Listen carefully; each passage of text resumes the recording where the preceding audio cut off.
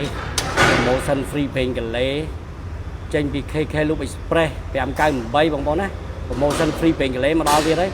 នេះពេញកលេដែលបន្ទាប់ពីរត់ 6000 គីឡូហើយព្រោះម៉ូតូ ADB ណាបងប្អូនណាប្រភេទ ADB រត់ 6000 គីឡូហើយ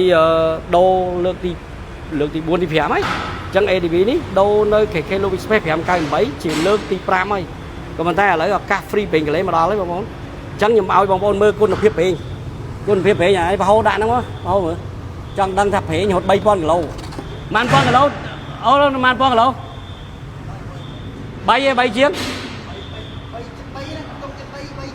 73នេះម្ចាស់ណាគេអត់ភូទេអញ្ចឹងបងប្អូនខ្ញុំឲ្យបងប្អូនមើលអញ្ចឹងបងប្អូន promotion free ពេញកលេហ្នឹងនៅតែ KK 598ទេបងប្អូនណា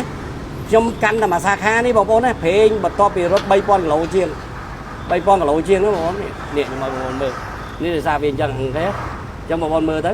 ដឹងហើយអញ្ចឹងខ្ញុំធ្វើវីដេអូហ្នឹងច្រើនហើយតែច្រើនចង់បងប្អូនថា promotion ហ្នឹង free ប្រេងកលេហ្នឹងគ្រប់ម៉ូតូ scooter ហើយប្រេងម៉ូតូ scooter របស់យើង free ប្រេងកលេហ្នឹងប្រេងកលេរត់បាន 6000 គីឡូបើសិនជាពួក Scorpio អីយើងដូរ3ដងដូរប្រេងរបស់ខ្ញុំ3ដងបានfree បានដូរប្រេងកលេម្ដងអញ្ចឹងអានេះ ADB 350 ADB ប្រភេទ ADB 350អញ្ចឹងបងប្អូនអាចអញ្ជើញយកមក KK Loop Express 598ណាបងប្អូនណាខ្ញុំលែងនៅបរិយាកាសហើយនៅតែ598ឯងបញ្ជាក់បងប្អូនណាហើយ promotion សម្រាប់ឡានគឺ free flashing oil free fuel injection discount 10% ដដែលចាប់ពីថ្ងៃស្អែករហូតដល់ចូលឆ្នាំចិនណាបងប្អូនណាបាទខ្ញុំមានវីដេអូខ្ញុំមានប៉ុណ្ណឹងអញ្ចឹងបងប្អូនមើលទៅនេះគុណភាពនេះសម្រាប់ ADB បាទសូមអរគុណច្រើន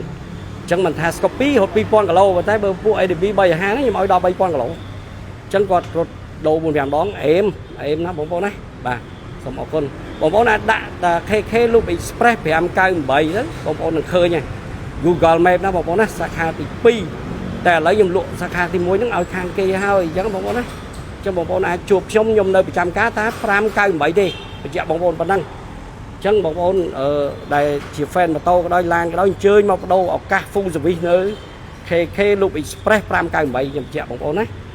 បាទសូមអរគុណខ្ញុំមានវីដេអូខ្ញុំមានប៉ុណ្ណឹងបាទ